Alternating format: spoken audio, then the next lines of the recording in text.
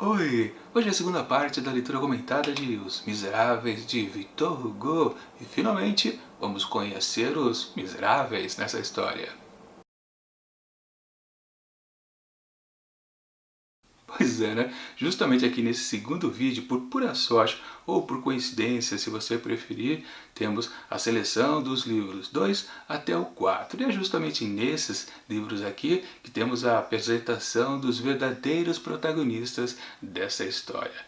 Você sabe, né? Lá no primeiro vídeo, que compreendia apenas o livro 1, tínhamos o protagonismo apenas do Bispo Bienvenu, que, como muita gente sabe, ele não está em destaque nos nomes das partes que se divide todo o livro Os Miseráveis. Tanto que, né, a primeira parte aqui é chamada Fantine, e, claro, lá no livro 1 ela nem dava as caras, como também não dava as caras o outro personagem, o Jean Valjean, e também a Cosette. Mas agora eles apareceram, finalmente, justamente nesses três seguintes capítulos, ou livros, como prefere chamar o Victor Hugo. Pois bem, então, no livro 2, intitulado A Queda, ficamos já sabendo do que se tratava esta nomeação do capítulo geral, né? Na verdade, a queda não se refere ao Bispo Bienvenu, mas exatamente a esse novo personagem que nos é apresentado. E, aliás, apresentado de uma forma bem intensa, muito mais instigante até do que do personagem primeiro, que foi o Bispo. Vocês lembram que eu disse, né, no primeiro vídeo a respeito do protagonismo desse mais padre do que bispo, o Michel Bienvenu, que na verdade ele é muito martelado, o narrador aqui da história, como um personagem super importante, né? Daqui a pouco a gente volta a fazer uma comparação entre personagens lá pra frente. O que importa é falar exatamente agora do Jean Valjean, que na verdade é um cara que aparece lá pela cidade de Digne, né?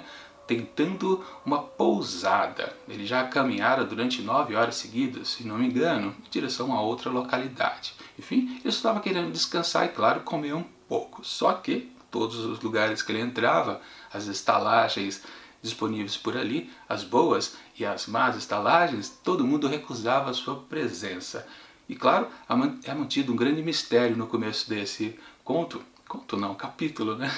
Onde a gente não sabe por que as pessoas ficam recusando ele. Na verdade, eles enxotam esse personagem dos estabelecimentos. A gente fica muito... Ué, mas por que isso está acontecendo, né? Qual o mal que esse cara fez? Lá pra frente a gente acaba descobrindo que ele é um ex-detento. Cumpriu apenas uma pena de 19 anos. E lá naquela época eles ganhavam uma identidade, chamavam, acho que passaporte amarelo, não é? Que meio que já denunciava que o cara cumpriu alguma pena de alguma forma. Só que lá no próprio papel é escrito que ele é um sujeito altamente perigoso. Então, por isso é que todo mundo o rejeita. E claro, corre a boca pequena lá na cidade que esse cidadão anda vagando pelas ruas. Inclusive quando ele vai apenas a uma casa simples de uma família, ele não consegue encontrar abrigo. E o curioso, né? A todo momento que ele é rejeitado, ele diz, não, eu tenho dinheiro para pagar a hospedagem e pagar a comida. Ninguém, claro, se importa com isso, porque a fama dele o precede, né? E faz com que todos o botem para correr. Claro que, num certo momento, ele sentado lá na praça, uma senhora, que a gente nem sabe direito quem é ela, diz para ele, olha, bate ali naquela porta ali que você vai encontrar abrigo. Claro que a gente já imagina na hora, né, que aquela porta ali trata-se da casa do Bispo Bienvenu e, obviamente, né, até naquelas cenas super engraçadas com esse personagem, né, que nós temos aqueles velhos comentários ou da irmã Baptistine ou lá da empregada, né, que pô, aquela porta sempre viva aberta, né, não importa a hora, se alguém bate, você já manda entrar. É justamente o que acontece, né, bate na porta, ele entra. É muito bom esses comentários do narrador a respeito desse personagem, né? E aí tem até aquela coisa meio maluca, né? Assim que o Jean Valjean entra, ele já descarrega todo o seu rosário, literalmente para o padre, né? Olha, eu sou fulano, fiquei preso durante tanto tempo, fui rejeitado por todos, blá blá blá blá blá blá. Ele diz isso tudo. E o padre apenas, ah é? Então pode sentar à mesa que você vai jantar agora. Também é outra situação super engraçada. Obviamente que esse ex-detento, ele não entende, mas por que você me aceita, né? Todo mundo rejeitou, por que você vai me aceitar agora? E o tempo todo, claro que ele tem essa relação com o bispo, na verdade ele pensa que ele é apenas um abade ali da localidade. Ele nem imagina que ele tem um alto posto. provavelmente ele soubesse que estava conversando com o bispo, ele talvez teria outros modos e talvez seria rejeitado também. Quer dizer, não seria, né? Porque a personalidade do Bienvenu é assim mesmo. Ele é misericordioso o tempo todo. E no geral a gente pode até dizer, né, que tudo que está escrito no livro 1 é para a gente compreender essa disposição desse padre em aceitar um sujeito desta laia, podemos assim dizer, né, um ex-detento, que todo mundo rejeita. Ou seja, esse personagem ele não foi desvirtuado para a história ter algum prosseguimento. Na verdade, ele está exatamente como foi narrado antes. E o que faz a história continuar a ser boa e interessante. Claro que esse grande personagem, o Jean Valjean, vem com uma carga dramática muito forte. E aí a gente pode pensar numa coisa muito interessante a respeito aqui do comecinho de Os Miseráveis, né? Todo o livro 1, que sim, fazia a apresentação do personagem Bispo Bienvenu, na verdade não apresentou pra gente nenhum miserável. O bispo era tratado, ou aquele grande padre, como um cara muito benevolente, abnegado aos pobres, né? Dava tudo a eles. Só que, gente, literalmente não vimos nenhum dos miseráveis que ele ajudava. A todo momento, todos os personagens que apareceram no decorrer daquele capítulo, o livro 1, todos tinham alguma posse, ou tiveram antes. Inclusive até apareceu também um outro bandido lá, o Cravete, que deu para ele lá aquelas coisas roubadas da catedral. Ou seja, nós nunca vimos nenhum pobre na nossa frente. Jean Valjean, então, na verdade, é o primeiro. Pobre, miserável, porque ele é um ex-detento. Embora, claro, antes, e aí vem o motivo dele ser preso, ele justamente pode dizer que ele também já o era miserável, né? Porque na verdade ele tinha uma pequena família, quer dizer, família não, ele tinha a sua irmã e a sua sobrinha, ou duas, né? E é justamente por causa dessas boquinhas inocentes que ele acabou sendo preso, né? Ele foi roubar um pão de um padeiro, quebrou um vidro da janela, esticou o braço lá para dentro, puxou o pão, se machucou todo, se feriu e, claro, foi fácil pegar ele. Acabou recebendo uma pena de 5 anos de detenção. Até aí, vamos dizer que tudo bem, e a gente pode até comentar, poxa, é um exagero, só por roubar um pão você ficar 5 anos preso. O problema é que este personagem, ele é tipo rude, um cara do campo, não tem nenhuma instrução, um cara bronco, né? E disso resultou que quando ele estava preso, aconteceram oportunidades de fuga. Todo mundo que estava preso lá onde ele estava queria se evadir de lá. E obviamente quando aconteceu uma oportunidade, ele foi, tentou, conseguiu sair, mas foi recuperado. Por causa disso acabou ganhando mais 3 anos por tentar sair dali. Alguns podem pensar também, poxa, outro exagero, né? Só porque ele fugiu vai ganhar mais 3 anos em cima? Fazer o quê? Tá na lei, né? Mas o problema é que essa teimosia, essa grosseria, ou esse bronquismo, né, de ser um cara muito rude intelectualmente falando, né, ele continuou a teimar nessa burrice, literalmente. Ele tentou fugir mais outras vezes. E praticamente ele sempre fugia cada vez mais perto de poder já ter o direito a ser livre de novo. Acho que ele foi condenado, acho que 5 vezes por tentativa de fuga, de conseguir até mesmo e depois acabar sendo recuperado. Ou seja, ele acabou ficando lá aos 19 anos. Acho que a última vez que ele tentou só faltava 1 ano para ele ir embora e teimou em sair de novo, ganhou mais 3. Enfim, um absurdo que aconteceu com ele. E aí não dá nem para perdoar, né? Dizer que a justiça foi muito rigorosa. Não, foi uma burrice dele mesmo, com certeza. Claro que depois que ele saiu, e toda essa história a gente vê como um flashback também, né? E disso tudo dá para fazer um certo comentário a respeito do texto, que às vezes parece um pouco inconstante, pois às vezes ele afirma que o Jean Valjean é um cara violento, mas na verdade ele não cometeu nenhuma violência. No máximo, né, ele foi abrutecendo ao longo dos anos enquanto estava preso. Mas, e o próprio Passaporte Amarelo diz que ele é um cara perigoso, mas mesmo assim a gente não vê nenhuma evidência disso. Tanto que o narrador não narra pra gente nenhum episódio lá dos 19 anos que ele teve preso que ele fez algo grave, mesmo porque até é relatado que lá dentro da prisão ele aprendeu a ler, coisa que ele não sabia antes. Ficou tanto tempo por lá, né, que acabou pegando aquelas coisinhas a mais na prisão para poder ganhar algum soldo, inclusive. Por isso que ele tinha dinheiro para pagar a hospedagem e a comida. Aliás, tem até uma passagem interessante também dessa época que ele estava preso, que justamente foi descontado dele, dos ganhos do trabalho que ele fazia lá dentro para ter alguma coisa quando fosse solto, que ele não se atinou que quando estava domingo e feriados ele não ganhava, ou seja, ele não trabalhava, então ele não ganhava para aqueles dias. E ele saiu de lá pensando que ele fora roubado pelo Estado por causa disso, né? O curioso é que ele foi se instruindo aos poucos, ele aprendeu a ler. Mas é aquela coisa, né? Quem sabe ler, na verdade, não é uma pessoa mais inteligente do que as outras. Muito pelo contrário, pode até ser mais burra que um ignorante que não sabe ler uma letra sequer. Traduzindo, ele não se tornou um cara violento pelo jeito que eu digo da inconstância do texto, mas também ele não se tornou um cara inteligente. Ele pode até ter um surto de sabedoria, talvez, justamente nos incidentes que foram acontecendo ao longo aqui do primeiro livro.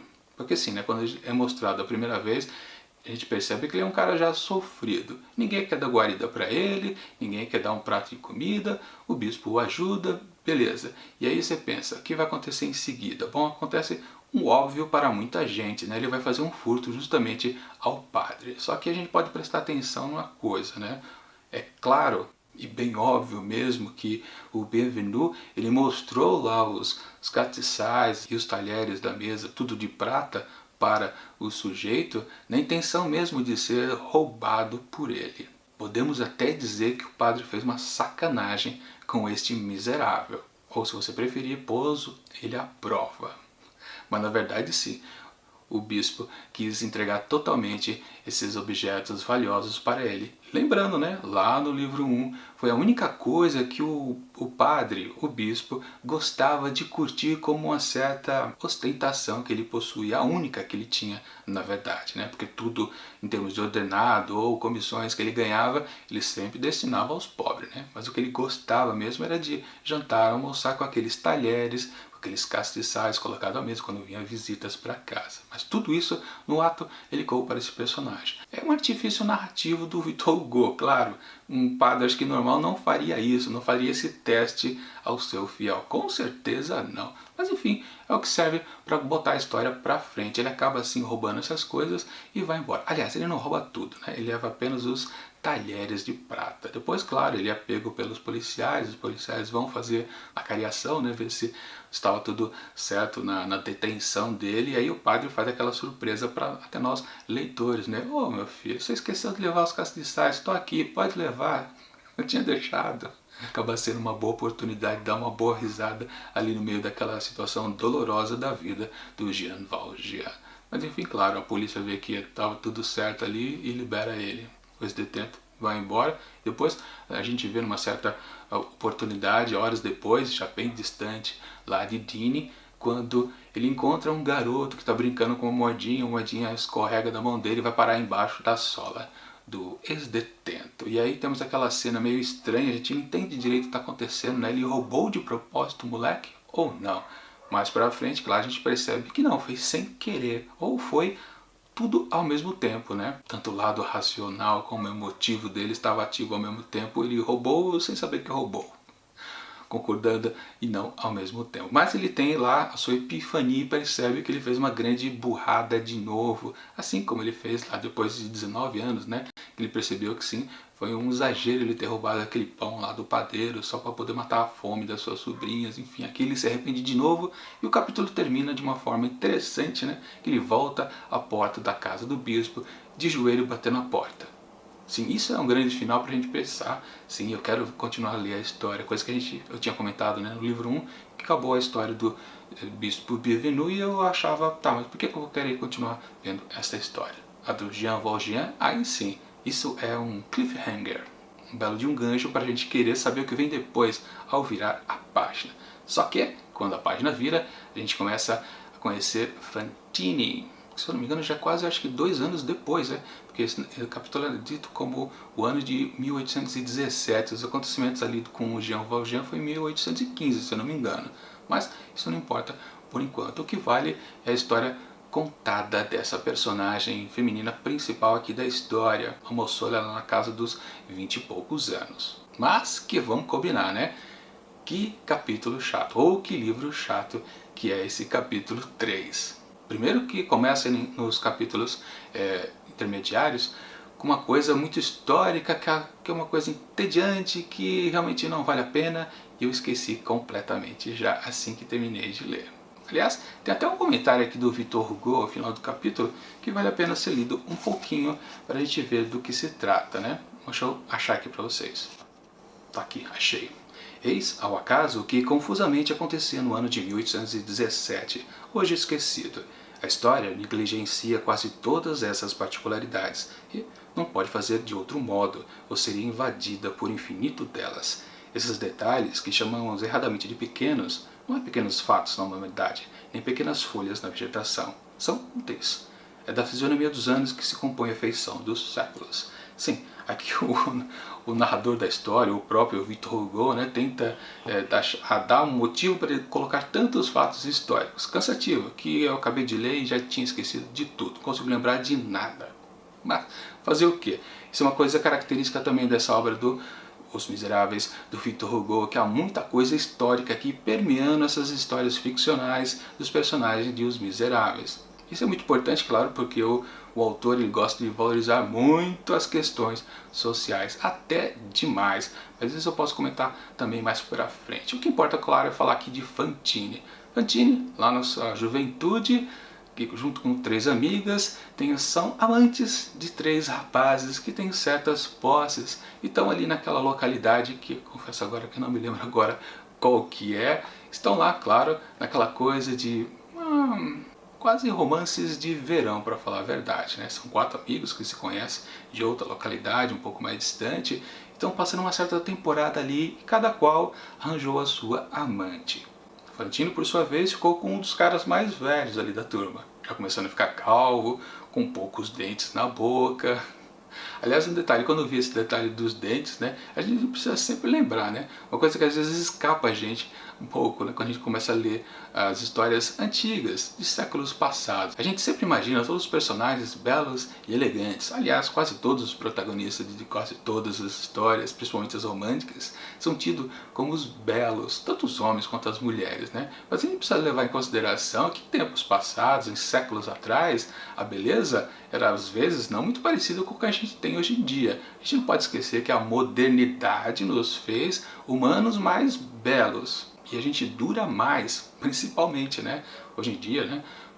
As pessoas conseguem viver na casa dos 80, 90 anos com certa facilidade. Naqueles tempos, não, né? Você chegava na casa dos 50 anos, você já é uma pessoa idosa, extremamente já abatida pelo tempo. Mas eu gostei dos comentários ali que o cidadão que gostava de Fantine já era um sujeito um pouco mais velho, calvo, já desdentado, enfim. E também é um dos caras mais inteligentes ali daquele grupo. Ele era o líder, para falar a verdade. E vamos combinar uma coisa, né? De uma maneira geral, todo o livro 2, que é a apresentação dessa personagem super importante, Fantine, ele é arrastado de diversas maneiras. Seja a primeira, essa parte histórica que cansa muito e é facilmente esquecível, como também a apresentação em si da personagem, os motivos dela ser uma miserável. Que, claro, num primeiro momento a gente pode pensar que é um grande contraste em relação ao capítulo do Jean Valjean, né, que era mais dramático, mais pesado. Então, claro, o autor quis variar um pouco e passar uma coisa bem mais leve. Sim, é leve até demais, porque chega a ser frívolo, principalmente aquelas coisas de perda de tempo, digamos assim, dos 4 casais ali. Eles estão fazendo nada com nada. Aliás, em certa passagem do texto, é meio que dito isso pra gente também, né? Tudo aquilo não leva a nada. E meio que até justifica exatamente o que esses 4 homens fazem com as 4 mulheres, suas amantes. Aquilo tudo é apenas um divertimento para todos. Todos, exceto, claro, Fantine, né? Num certo momento do texto é descrito que ela está vivendo o seu primeiro amor, ou seja, ela está levando a sério aquela relação que ela tem com aquele homem, o Tomelier. Então, claro, as outras 3 não vão nem ligar pelo passafora que elas vão levar. Que, aliás, é uma coisa que a gente até meio que deduz depois de um certo tempo na história. A gente percebe que sim, os caras estão tramando alguma coisa para cima delas. Só que a gente só fica naquela expectativa. Qual será a forma que eles vão dar literalmente o pé na bunda nelas? Eles fazem, claro, de uma maneira calhorda, mas é bem descrito ali pelo texto que as outras 3 amigas realmente elas não se importam disso, porque justamente elas já tiveram muitos homens, muitas desilusões amorosas e Fantine está vivendo a sua primeira. Isso, no final das contas, não causaria até muito impacto ao final desse capítulo, se, claro, a informação crucial não estivesse ali nos últimos parágrafos, ou melhor, nas últimas palavras do último parágrafo, que é exatamente dizer pra gente que ela está grávida. O o que faz com que, claro, esse capítulo 3 termine de uma maneira também muito interessante, fazendo com que a gente queira virar a página e descobrir como a história continua. E aí a gente descobre que temos um salto na história, quando vamos conhecer a história aí sim da Cosette, que aliás tem outro nome, né, muito mais estranho, eu não sabia disso, que é qualquer, deixa eu ver se eu acho aqui, devia ter selecionado as páginas que eu quero comentar, né? Tá aqui, achei. Cosette, leia-se Euphrasie. Euphrasie, será que assim que fala em francês? Não sei. O que é interessante aqui é que, aliás, depois a personagem Cosette vai ser chamada de Cotovia, né? Bom, claro, para de enrolar, né? A história dá um pulo no tempo, ela tem quase 2,5, 3 anos de idade, a pequenininha, a filha da Fantine, e ela está caminhando também, gozado, curioso, né? Mesmo estilo da história do Jean Valjean, né? Que a gente começa a perceber a importância dele para a história com um andarilho. Aqui ela também está fazendo a mesma coisa, ela está andando há um tempão a pé para economizar o dinheirinho que tem, a pouca coisa que ela tem, né? Que no retrospecto a gente percebeu que tudo que ela tinha, ela vendeu justamente para poder sustentar a sua filha. E claro, ela pegou alguns luxos também, né? Tudo que ela deixou para o enxoval da menina era de bom gosto, de qualidade, enquanto que ela ficou completamente maltrapilha. E o narrador até descreve pra gente que ela está bem magra. Ainda não deixou de ser bonita, mas como era antes no capítulo de apresentação dela, né? Mas ela realmente está fraquinha, já colocada como uma miserável. Ou seja, o que importa é que ela está andando pela rua e topa com uma hospedagem. E ela percebe que lá na frente tem uma mãe com 2 crianças, meninas também. E ela tem ideia maluca, né? Depois a gente percebe num certo susto, né? Que ela quer deixar a filha lá em cuidados com aquela mulher. Acha que é uma boa ideia, já que ela tem 2 crianças pequenas da mesma idade, serviria de boa colhida a filha. Curioso também, uma outra relação com Jean Valjean, ela quer pagar por isso. No primeiro momento eu até tomei um susto, eu falei, que isso, a mulher vai abandonar a filha? Não, mas ela quer pagar o serviço de pajem, literalmente, uma quantia mensal que ela vai dar ao casal ali da hospedagem. E claro, o dono da hospedagem, o marido lá daquela mulher que tem as 2 crianças, fala de longe, né? Fica combinando o preço. É até curioso isso, o cara não está nem presente ali na cena, né? Aliás, Fantine não o vê. E gozado que a situação é combinada como se fosse um grande de um negócio, né? Pagamento até adiantado. Felizmente, né, todas as poucas economias que a Fantine tem é suficiente ali para pagar 6 meses de toda aquela pagiagem para a sua filha. E ela vai embora. Claro que depois a gente fica sabendo, né, que tanto o homem quanto a mulher donos daquela hospedagem são 2 meio que malandros. Na verdade, eles tiveram uma baita de uma sorte, né? De repente apareceu uma mulher que está disposta a contratar os serviços deles, vamos colocar entre aspas aqui, né? E claro, eles estão endividados, eles precisam de grana, ou seja, uma coisa que coincidiu bastante. E depois, claro, a gente percebe que é um casal horrível, né? Porque inclusive eles pegam aquele enxoval bonitinho de Cosette e vendem para poder saldar outras dívidas. Ou seja, claro, a gente tem o comentário social de novo do Victor Hugo, que mesmo transitando entre uma classe média e uma classe baixa, esse casal aqui tem aquele comportamento do vilão capitalista, podemos dizer, né?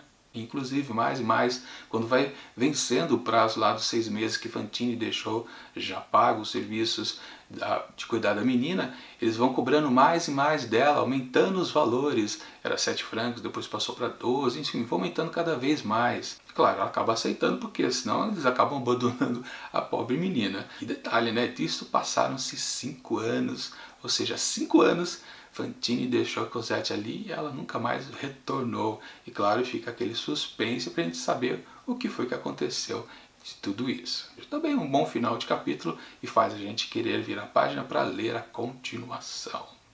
E agora, para começar a fechar esse vídeo aqui, deixa eu dizer, claro, uma coisa que vocês já devem ter percebido, né? Eu havia prometido no cronograma aqui de leitura comentada de Os Miseráveis, e nesse segundo vídeo teríamos do 2 até o 5, só que eu não pude ler o 5, eu acabei esquecendo, para falar a verdade. Então vai ficar para a parte 3. Enfim, fazendo um resumo geral aqui desses 3 capítulos que vimos hoje, temos que sim, a história começou, seus personagens principais apareceram e temos, claro, aquela expectativa do que vai acontecer depois com cada um deles. Isso que é a parte boa, claro, numa narrativa de prosa ficcional. Também a gente não pode deixar de perceber que sim, Victor Hugo continua com a sua grande característica de fazer críticas sociais. Só que ele faz críticas sociais naquela maneira de dizer o seu ponto de vista. Ele não deixa pra gente deduzir o que se pode aprender daquela situação que ele apresenta pra gente, o que é bem melhor com certeza. Vale lembrar, né? Hoje em dia, muitos autores vão nessa pegada, né? Vão fazer uma crítica social e colocam lá bem escancaradamente para a gente, nós leitores, o como a gente deve pensar a respeito daquela situação vivida pelos personagens. Não, isso nunca é bom, nunca é um texto decente, vamos logo afirmar. Você tem que fazer com que a pessoa que lê faça uma reflexão a respeito daquelas situações vividas pelos protagonistas da sua história, como também os seus coadjuvantes. Muitos autores, através de coadjuvantes, dão boas ideias do que eles pensam. Os comentários adicionais são bem melhores em muitos casos. Ou seja, eu quero dizer com isso que se algo me faz, claro, querer ler mais da história, é sim o desenvolvimento de cada um desses três grandes personagens. Sim, eles são grandes, mesmo que parece que Jean Valjean é o mais interessante, não, Fantine e Cosette também o são. E também vale lembrar uma coisa, né, antes de terminar. Victor Hugo parece que ele faz um apontamento para cada público diferente. Com certeza o personagem Jean Valjean é para a leitura dos homens, assim como Fantine é para as mulheres. Aí você pode pensar, mas Cosette então vai ser para crianças? Não, eu acho que o ponto-chave ali para Cosette é com certeza o público mais idoso, um pouco mais talvez experiente, porque justamente, né, a crítica que se faz através de Cosette é justamente da criança que não tem o alcance do conhecimento. Lembram? É isso que diz lá na quarta capa aqui do livro, naquela famosa frase que está em destaque aqui. Sempre vale lembrar, né? Ignorância e miséria. Enquanto existir isso, livros como esses sempre serão úteis. Na verdade, isso aqui está mais desenvolvido dentro da própria obra, naquele texto de abertura. Mas sim, é isto. Victor Hugo, quando escreveu Os Miseráveis, já era um escritor já bem maduro. Ele sabia, claro, escrever para o seu público-alvo. Tanto que, como eu já lembrei no outro vídeo, né, ele fez sucesso já quando começou a ser vendido esta obra. Não precisou passar anos, virar um clássico, para então sim ser um best-seller de fato. Não, naquela época já se vendia bastante, como disse, o pessoal sim gostava desse efeito moralista que os personagens passavam para ele. Você pode notar, né? No livro de Jean Valjean há muita coisa moral escancarada ali como um tijolo martelando aqui na mente de nós leitores. De Fantine ficou um pouco en passant, Cosette também, mas eu tenho certeza que nos próximos capítulos o Victor Hugo vai passar isso pra gente através do seu narrador, que aliás o narrador também tem aquela pegadinha que eu sempre gosto, ele meio que conversa um pouco com a gente. Às vezes ele diz que sabe das coisas porque ele encontrou algum registro histórico, tipo uma carta, um bilhete, e depois ele conta detalhes que, claro, ninguém poderia saber, a não ser se estivesse dentro da cabeça do personagem. Ou seja, é aquele narrador que finge que é onisciente e também finge que não o é. Mas é um tipo de narrador que eu gosto bastante, claro, por causa do Machado de Assis, que, de novo, vale dizer, Machado de Assis gostava muito do que Victor Hugo escrevia. Bom, é isso. Semana que vem, no próximo domingão, teremos a terceira parte aqui da leitura comentada de Os Miseráveis, que será do capítulo 5 ao 8. Era para ser do 6 ao 8, mas vai ser do 5 ao 8, pelo menos para mim. Se vocês já leram, não tem problema. E enquanto o próximo vídeo não chega, eu deixo aqui do lado dicas de outra leitura comentada que eu estou fazendo aqui no Mantado de Livros, que é a respeito dos livros de Machado de Assis. Por isso que toda hora eu também estou fazendo referência aqui a ele dentro dos vídeos de Os Miseráveis. E tchau!